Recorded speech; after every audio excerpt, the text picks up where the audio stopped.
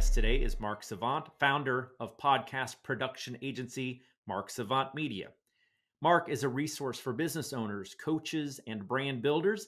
His company has produced tens of thousands of pieces of content and uses podcasts as the engine to power his clients' websites, emails, social media, and long form content. He hosts the globally ranked top 1% podcast, After Hours Entrepreneur, and leads dozens of entrepreneurs in the After Hours Entrepreneur Mastermind community. Mark, welcome to Simplify TV. What's up? What's up, David? Glad to be here today. I'm feeling a little intimidated, Mr. Top 1%. Hey, we're off to a great start. You got your checklist. You kind of got a good thing going here. So I'm excited to jam, baby. Let's have some fun. So I've made a good first impression? So far, so good. Well, then let's dive into the questions. I did a lot of research on Mark Savant, and I uncovered that you are a believer in the power of podcasting for branding. So why are you so passionate about podcasting? If you're not showing up online, you basically don't exist. It's the same concept where in the Yellow Pages, everybody had AAA at the beginning of their name, right? You need to stand out online. That's where commerce happens. And one of the challenges that businesses and brands have is, how do we show up online in a compelling and consistent way? And podcasting is an immensely powerful way of getting to that vision. It's the engine of your digital media production. It's the engine for your networking. It's an incredibly powerful tool in this social media age, which is why more and more people are getting into podcasting. More and more brands are investing into podcasting. It's why podcast booking agencies are getting thousands of dollars to make connections, and it's not going anywhere. Is this good for everyone from a local business owner to like a big national brand? 100%. It doesn't, listen, if you have a business, you need people to be able to find you online. And, for a business like yours, you turn your podcast into a blog article, you're creating SEO, you're creating value, you're creating referral partnerships. So again, different podcasts are going to have different purposes in mind. I don't think that the best reason to start a podcast is because you want to get rich off sponsorships and quit your job. That's, a very difficult thing to accomplish. But to your point, the branding, the showing up day after day in the news feed is really important. And also, as we move into this age where AI is creating lots of clips, it's become much more accessible, A, and B, I think that we're moving into this place where people are hungry for longer form conversation. Sure, I like getting the 10-second cat clips, but is that really going to improve my life? And, it might release dopamine for a second, but what people need from your brand is to see the short clip to remind them that you're still there, and to have a place where they can listen to your ideas, a longer form, and podcasts serve that purpose perfectly.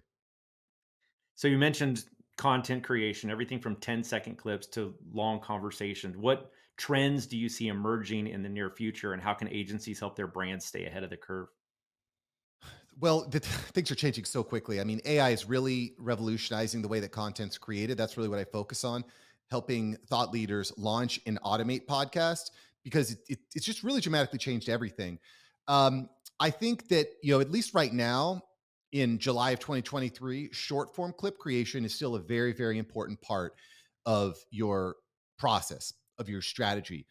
It's becoming harder, I think, to network with people. And again, having a podcast as a tool for bringing people into your atmosphere is a good way of leading with value. But I mean, listen, it's hard to say. If there's one thing that I would predict, is that more and more people are going to stop watching the traditional corporate media, and more people are watching podcasts, right? Like Bill Maher is getting just about as many views on YouTube as he is on his HBO show, right? Tucker Carlson left Fox News bigger than ever on Twitter. He was offered $100 million from Valuetainment. So again, you're seeing really big money going into these podcasts, and I don't see that trend slowing. I see that actually accelerating. That's awesome. Do you have any examples of a brand, like a shoe or a soda or a boutique, that started a podcast, with your direction, and it really turned into new leads and sales for their business? Well, listen, I'll use myself as a source. I'll use myself as a resource because I know this works, right? So, by going on podcasts, by being on a guest on podcast, I'm going to reach a lot of new listeners, right? And listeners are going to see me show up on your show. Some of them are going to reach out and say, "Hey, Mark, look what you had to say. Let's connect," and that can lead to business. But as a podcast host, it myself, what I'll do in when I'm bringing on guests is I'll look at who are the perfect clients, who are the people that I want to connect with, who are the people that are the gatekeepers to more leads. I'll invite them on the show. I'll give them a great experience both beforehand, during, and after in the post production. I'll have a referral program set up so they know that, hey, if I refer Mark business, there's a benefit for me. I'll give special offers, but and that 100% does result in new business. You just got to kind of be strategic on the people that you're bringing into your atmosphere, the people that you're bringing on the show. I'll give you another quick example. I just had James Altucher on the After Hours Entrepreneur podcast. He's written 25 books. He's the co-founder, founder of 20 different companies. Big deal. One of the most prolific writers. He has a podcast, the James Altucher Show, that has 1 million downloads a month. Big show. Invited him, came into my pro group, had a great session. We did 20 minutes of interview, 20 minutes of group Q&A. After the session was over, a week later, he enjoyed the experience so much that his team reached out to me and said, "Hey, Mark, can you send us the raw audio file? We'd like to share it on James's show." And I've just been able to pick up a lot of new listeners. I've gotten a lot of DMs just as a result of having the right person on my podcast. I love your show, by the way. I've listened to several episodes. You have some really successful professionals on there. What would you say is one of the number one lessons you've learned from your guests? Gosh, there's so many. So something that James said that was interesting in my interview with James Altucher was, if I'm not worried what the audience will think, I don't write it. And I was like, wow, that's interesting. So, because he's kind of coming from with a controversial standpoint. And what I thought was interesting about that is it reinforced something that Patrick Bet David had said just a few weeks earlier, which is, Mark, you got to be noisy. You got to go against the grain. What are the commonly held beliefs, and how do you feel that they're wrong? It's listen, in a media production world, it's boring just to be the Me Too guy. When podcasters are hosting shows and all they do is nod and agree with guests, it's boring. We want to have a little bit of conflict. And that's something that I actually do in my show. When people sign up to be a guest on the show, part of the automation, which again, I teach automation throughout the process, is letting the guests know, hey, you better come correct, because I am going to question some of your ideas and your thoughts. I'm not going to agree with everything. I'm actually going to be actively looking for things to disagree on, because that is what people are looking for. That's what creates the tension, and that's what I think is one of the best ways to create viral moments in a show. Well, now I feel bad for nodding and agreeing with you the whole time we've been talking. You're welcome to disagree. I'm open to it. Well, then let me challenge you. Okay. I own a brand. I'm doing SEO and I'm doing social media and I'm doing all the things. And you tell me I need to start a podcast. I know nothing about podcasting. I'm not a dynamic personality. I can't find guests. How the hell am I supposed to do that? Well, it doesn't hurt to hire someone, surround yourself with people that have done it, understand it, and can give you tips.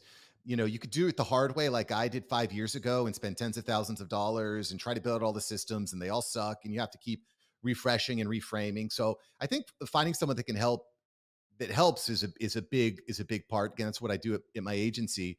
Um, that said, if you know how to host a Zoom call, you can have a podcast. If you can host Zoom calls, if you have the right systems in place, you can have a podcast that builds leads for your business and builds relationships. Well, I'm going to have to nod and agree with you on that 100%. I will also say, just to kind of reinforce that point, that a podcast is perfect because with the tools that are out there, you can leverage the podcast as the engine, because the podcast then turns into your website blog, and it can be repurposed for the iTunes. It can be repurposed for YouTube. You get the shorts for LinkedIn and for Instagram. With certain strategies, you can collaborate more easily to get more reach. It can fuel your email list. It can fuel your email creation. So the podcast is just the core of your entire digital marketing and digital media campaign. Before we go, just real quick, do you have a podcast or a book that you feel has been instrumental in your success? So a lot of books. Atomic Habits is a great book. Tim Ferriss's 4 Hour Work Week, awesome. $100 Million Offers is really good. Just finished Rich Dad Poor Dad by Robert Kiyosaki. I like that. So those are a few books to check out. Just ordered Gap Selling, which I think is interesting. We've been covering a lot of selling in my pro group. You know, it's great that you have a great product, but how do you sell it? And gap selling is really just contrasting the pain that the prospect has versus what their life will be like after your solution. So I just ordered that. Excited to dive into that. For podcast, I'm really liking My First Million. My First Million had an episode with Rob Deerdick the other day that was excellent. I enjoy Patrick Bet-David's Valuetainment in the Patrick Bet-David podcast.